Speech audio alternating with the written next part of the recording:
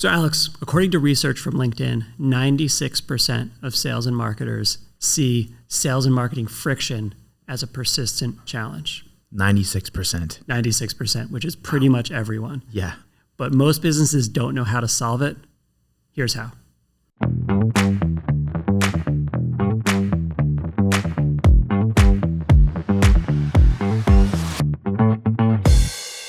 Welcome back to Endless Customers. I'm your host, Alex Winter, and today we are joined by John Becker. He's a coach and trainer here at Impact. John, welcome back to the show.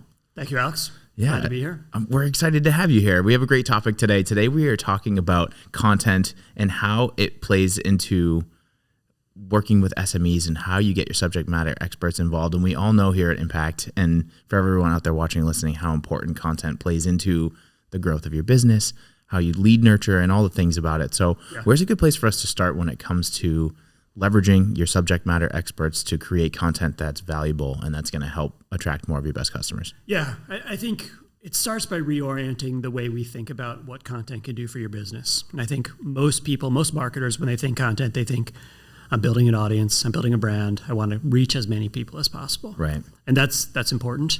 But the way that you can have the biggest impact most quickly is by creating a piece of content that you can hand to a salesperson that's going to speed up that sales process or increase that close rate.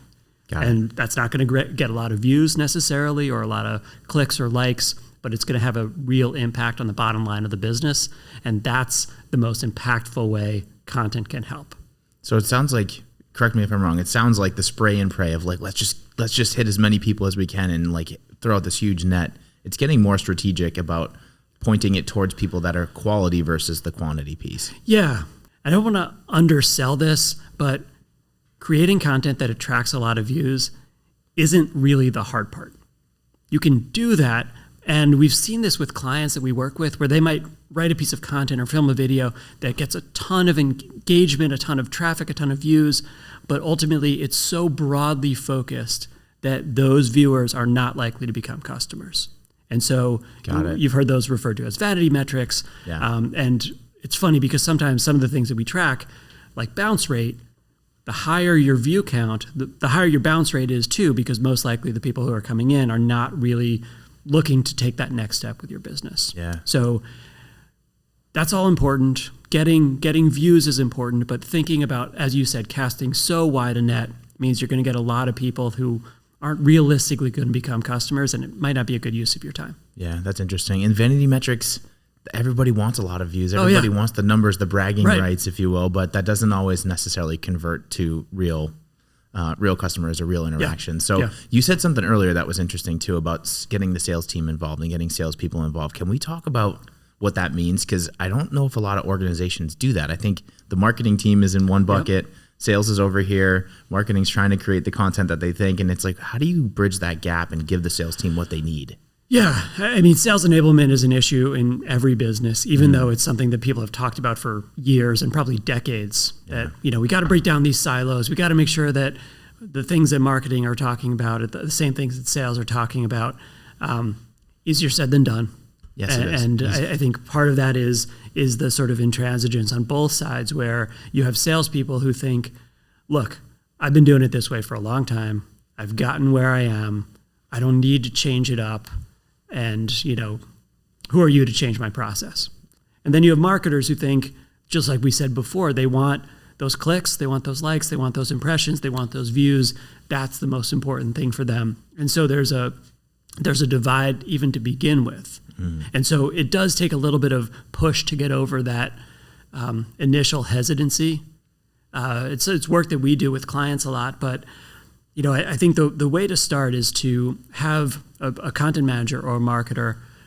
First of all, you have to attend each other's meetings. You have to kind of speak the same language, talk about the same goals.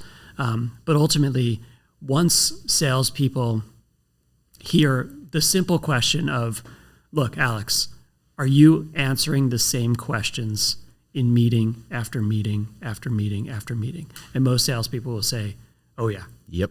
And do you almost know that these questions are going to happen before they even exit the mouth of the prospect? And you would probably say, oh yeah. Every time I have a discovery call, I get asked these same things over and over and over again by prospect after prospect after prospect. Right. And once they're aware of that, you can ask the follow-up question of, well, if you had a piece of content, an article, a video, a buyer's guide, that you could hand to someone ahead of a meeting or right at the end of a meeting, ahead of a next meeting, that's going to say, look, this is going to answer all of those basic questions you're likely to ask, and then we can have a better conversation specific to your needs.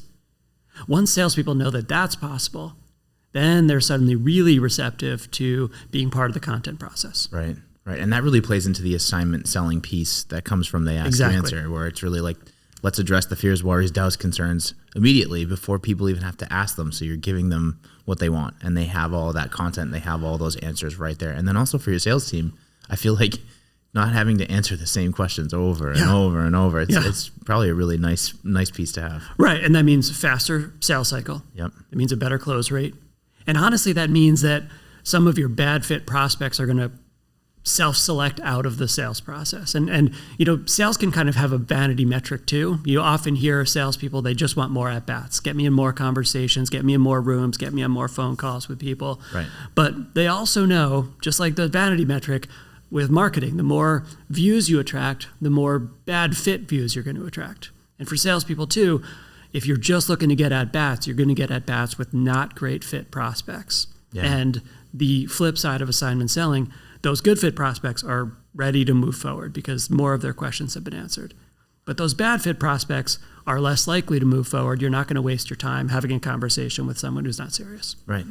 Time is money. So that's important. Of course. And if you can have fewer conversations but better conversations, I think every salesperson would take that trade any day of the week. I would hope so. Yeah, I would hope so. And I find this fascinating too, the blend of sales and marketing where like they need to meet regularly. And I'm curious what that cadence should be and like what you should talk about to help discover like what the sales team needs. Because I know here at Impact, and we preach this to a lot of the companies that we integrate with, we watch sales calls. And it's not really a normal thing you hear in most companies. Like the marketing team is watching sales calls. You record your sales calls. Like there's all these things that we do that even for me as a marketer, I was like, why are we watching sales calls in the beginning? And it has literally shifted the way that we create and address questions, fears, worries, doubt, concern, and the content that we make. So can we talk a little bit about that and like the cadence? Step one is actually recording sales calls. Okay. And it's amazing that here in 2025, so many businesses still don't do it. Yeah. Especially when people are on Zoom. It's like on Zoom all the time. Yeah. But even an in-person meeting, record on your phone, use an AI tool to record a meeting or on a phone call. And I've said this to a lot of businesses, and I always hear the same objection. Number one is, well, if I click record, people are going to feel uncomfortable. They're going to say, why are you recording? And they're going to bristle, and it's going to be a bad conversation. And I say back to every business who says that, every person who says that, have you ever called your cable company? Yeah. Oh my God. You ever called your power company? It's been like that for 20 years. What do they say? Yeah. This call may be recorded for quality assurance. Yeah, exactly. Yeah. Mm-hmm. And how many of you have hung up the phone because you said, you can't record me? Yeah, never. And never. So often when I'm saying this, it's on a Zoom meeting that is being recorded, and all of them clicked OK to be in that meeting. So we've learned to become comfortable opting into that kind of thing. It's really not an issue. You'll get over it almost immediately. So step one is you have to record the sales calls. Right. Okay. And then share them with marketing, because as you're saying, if I'm a marketer and I talk to a salesperson and say, what questions did you get during that hour-long call you had with a prospect? It's going to be hard for you to remember because you are in that moment having the conversation focused on the prospect and their needs. Right. And so it's easy to miss the nuances of that conversation that you were just engaging with, but you weren't writing down on the side. So a recorded sales call is a place for marketers to pick up all of those cues, all of those nonverbal cues, those kind of unasked questions or those bundles of questions that are really get to, as you said, the fears, the worries, concerns of the buyer.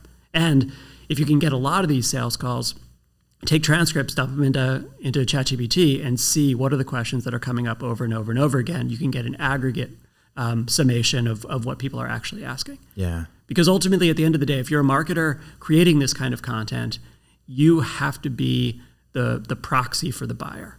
Exactly. You have to ask the questions that the buyer wants to ask, that you've heard from past buyers or you've heard from customers, and in the sales calls you've listened to, so that ultimately those are the questions that you're going to address, so that the next prospects can read it in a piece of content or see it in a video and not have to ask that question that prospect, from 3 months ago asked. Right. That's the dream scenario. So you coach and train a lot of companies on this, and I'm curious for the content manager side of it, so the marketing side of it, what do you tell content managers they should be looking for? How do they talk to the sales team? Like, how do they get these interactions into a place where they can pull meaningful content out of it and then start to create blogs and videos and all sorts of content to help support what we're talking about?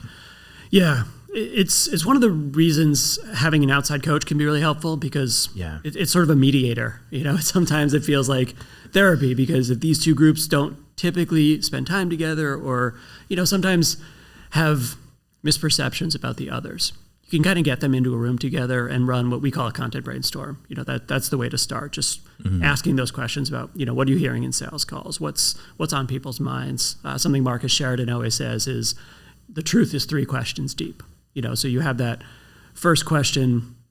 There are things under the surface that people might be less likely to talk about. It's also a very Donald Miller building a story brand idea where, on the surface they say, well, I need a new project management software for my business. That's their surface level problem. But if you dig a little bit deeper, they're concerned about productivity. They're concerned about not spending, about spending too much money, or about the new software not integrating with other tools that they use. Right. And the more that you can anticipate that as a content manager, the more you understand what's really going on in that buyer's mind. And so I think being able to ask those questions of the sales team, being able to, we already said watch sales calls, but being able to ask those questions of the sales team to say, so Alex, what are you hearing?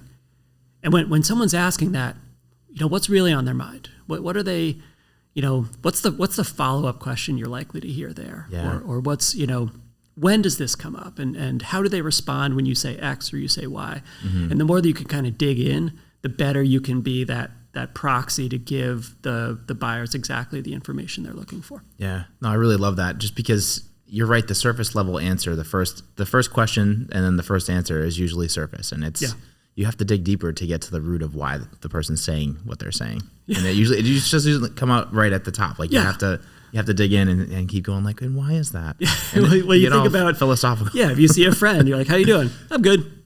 How you doing? I'm pretty good. How you doing? How you doing? Come on. Well, I'm stressed about work. I haven't gotten all my Christmas shop, exactly. Whatever it is. Yeah, exactly. Yeah. Oh, that's a great point. You work with a ton of clients, and you've helped a lot of people on this journey of bridging these gaps between marketing and sales and creating content. Do you have maybe a story you could share with us of some people that are really doing this well, or maybe they weren't doing this to begin with, and as they started to work through, our content and training program, they really have stepped it up? Yeah, I have 2 examples to share. One is from a company that has a pretty old school sales team. A bunch of people who have been with the business or been in the industry for a very long period of time. And they have a content manager who is producing content that is a lot of what we talk about with endless customers. Big 5 type content about cost and price, about problems, about comparisons, things that feel a little taboo in the industry. Not a lot of people are talking about it. And at first, a lot of the salespeople, especially the older ones, were very much, it's not how I do things. I've always done it the same way.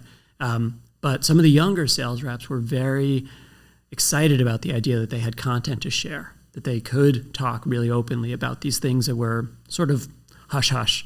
And they started seeing some early wins. 2 ways. One was sharing content with prospects who were already in the buying cycle. So someone who, like we said, assignment selling, you have these questions, I'm going to share this piece of content, it's going to answer them all. But they're also using it in what we would call assignment prospecting. So if they're talking to, kind of cold calling a company or a company that's been on their website or that they had some loose affiliation with, they're able to share a piece of content. Suddenly they had a reason to talk to this person rather than just, hey, do you need X? They'd be able to say, hey, we have this piece of content. It's really interesting about what's going on in this industry. Take a look. It starts a conversation that's so cool, in a way that's really valuable for the buyer or the potential buyer, rather than just, hey, remember me? Right. Otherwise, you're going hat in hand, and you're like, hey, and there's no real substance to that. So it makes it that much more meaningful of an interaction. Exactly. Yeah, and it provides value. Wow, that's a cool tip. So second example is solves a challenge that a lot of businesses experience when they're going through this journey, which is content manager, videographer, produce a lot of content, but then the salespeople don't really know where to find it, or they're confusing one piece of content with another, or whatever it is. Yeah. And so they built a custom GPT that is a sort of library and repository of all of the content that they've built. And because it's linked to the website and linked to the YouTube channel, all of the content that they're going to build. Yeah. So wow. It's a smart search feature where someone can type in, do we have any content about X? And it's smart enough that it doesn't need to match keywords exactly. It can bring up everything that is related to X, videos and articles, and provide a summary.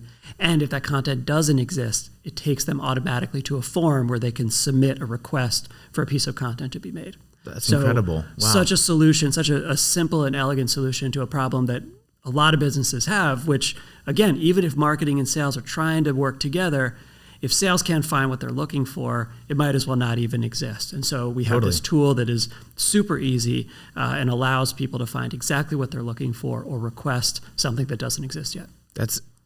To me, that's fascinating only because it does happen where certain struggles, there isn't content for the sales team to use. So the struggle is getting the content created. But then for other companies that are really creating a lot of content, then it becomes the backlog of like, I don't know where to find this video that we shot 3 months ago, or this blog article that came out that I need right this second. So that's an incredible solution. Or, and if people have been creating content for a long time, they might have, I don't know, a few different articles about the same or similar topics. And if a salesperson is trying to think about one and confusing it with another, or one is outdated or something, this is a way to sort through all the mess to find exactly what you're looking for. Yeah, wow, great examples. Yeah. So for the content managers, I'm thinking marketing again. I'm on the marketing side of the equation here.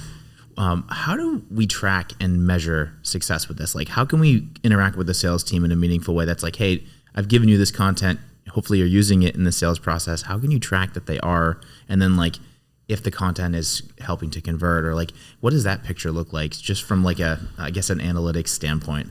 Yeah, great question. And I think always it's important to think anecdotally, to think, to have a salesperson come back and say, look, I used this piece of content. It was really helpful. And that doesn't feel as quantitative, but I love those examples because there's a storytelling aspect to it. Otherwise, it depends on the tools you use. We do a lot of work in HubSpot. A lot of our clients do too. So you can see if a single piece of content is associated with a deal, when it was viewed, how it was viewed, if it was shared, et cetera. Right. And then all the metrics that always matter to me, especially things like time on page, dwell time, bounce rate, things like that show that a single piece of content is performing in a way that shows that it has value for the people who are engaging with it. So as I said in the beginning, if a piece of content doesn't knock it out of the park in terms of views or traffic, but it really is highly engaged with and is really prompting a lot of conversions or is being used effectively in the sales process, those are the numbers that really matter. Yeah. Yeah, I know that makes sense. And I want to try to highlight too, and I asked you some customer insights from earlier, but is there a story you could share of like one piece of content that like literally changed the game for a sales team, that like they weren't using this piece of content and now they started using it and they have all these new SQLs or all these new leads or something like that? I know I'm putting you on the spot here, but I'm just curious if there's anything like that, because I feel like historically we've heard that in the past where sales teams weren't doing this. The marketing team wasn't interacting with the sales team, and then they like created one blog post, and off of this one blog post, there's all these leads that came in, or off of this one video, all this, it just changed the game for them. Yeah, I think, yes, and I'll share a couple examples, but I think it's important for the audience to remember that content is never, it's not going to be a silver bullet, that you're going to do a single thing and it's going to completely change the game. It's a marathon. You got to commit to answering questions from all different angles, from all different constituencies about everything that you sell. But I will say, I think any single example that has a big effect is always ones about cost and price. Yes. It might not necessarily be a single blog article. It could be a service page. It could be a video, but always, that's the first thing on anyone's mind when they're making a purchase. Mm-hmm. And as we know and we talk about all the time, and Marcus talks about all the time, it is so frustratingly hard to find on so many websites and so many industries just tell me what I'm going to have to pay. Yeah. And I know I'm not going to get a perfect number from you because it's a range, because it depends, but give me something. Otherwise, I know that you know, and I know that you're going to make me jump through hoops to get the information I need. You're going to make me schedule a sales appointment. You're going to make me wait until the end of that sales call before you tell me what it actually costs. So anytime companies can be open about price, again, it's 2025. It's amazing that we still have to say this. Yeah. But when they do that, that's the single, if I had to point to a single piece of content in different industries that really has an effect, it's that. Wow. No, I totally agree. And it is frustrating as a consumer. And I think that's the coolest piece about this conversation is we're trying to really get in the mindset of your customer, what your ideal customer needs, wants, and how to meet them where they are, and not do the smoke and mirrors and do all the fluff. Basically. Well, I think so much, so many times when you learn about marketing, it feels as though there's a big emphasis on gimmicks, on tricks, on manipulation. And this is the opposite of that. It's about being honest, being unbiased, being helpful. And, think about how when you're on the other side of the table as a buyer, what do you want? And anytime we can treat our buyers like that, we win. Well said. Well said. All right, now it's time for my favorite part of the show. It's called The One Thing. And out of everything we talked about today, when we're talking about sales and marketing and creating content and how to bridge those gaps, what is the key takeaway, the one thing people should really take away from this conversation? I think the key is getting those teams to start to work together and to not see each other as adversaries or as competitors. That if you can see the marketing team, a content manager and a videographer as a conduit to help, if you're a salesperson, as a conduit to help you communicate, to help you have better conversations, the whole company is going to be better. And what I see transformatively at businesses is, once, especially a videographer or a content manager, when they're really established and trusted, people will come and knock on their door and say, hey, I had an idea for a video. Or, hey, I keep getting asked this. Could we make something about it so I don't have to keep sending the same emails over and over again? Can we make a quick video? And the more that they see that as a possibility, they start to be excited by it. And that's really fun because all of a sudden there's a momentum and it feels as though these teams are collaborating for the first time rather than in separate camps, not really understanding what the others do. Yeah, wow. It's a beautiful thing. Very beautiful cool. thing. Well, John, thank you for your insights and for your time. Thank you for being on the show. We really appreciate it. Yeah, of course. All right, excellent. For everybody out there watching and listening, this is Endless Customers. We'll catch you on the next episode.